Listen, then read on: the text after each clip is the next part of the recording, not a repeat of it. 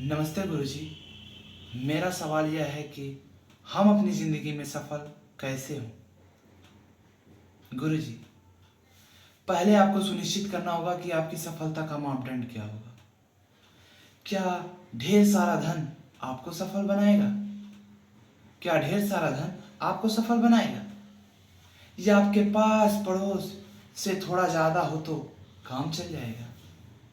देखिए, हमारा ज़्यादा समय इसी विचार में निकल जाता है कि हम सफल कैसे हों, कि हम सफल कैसे हों। पर कोई भी सफलता बिना किसी उद्देश्य की विफलता से भी घातक होता है। इसलिए सफलता से ज़्यादा इसलिए सफलता से ज़्यादा हमें हमारे जीवन के उद्देश्य क्या हैं, इस पर विचार करना चाहिए। आप इस जीवन को जी रहे हैं, इससे बड़ी सफलता क्या होगी? आप इस जीवन को जी रहे हैं, इससे बड़ी सफलता क्या होगी? आप, मैं, हम सब बड़े भाग्यवान हैं। हमें अवसर मिला है परमात्मा के दिए हुए जीवन का आनंद लेने के लिए।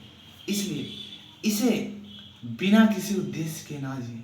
इसलिए इसे बिना किसी उद्देश्य के ना जिए। Thank you.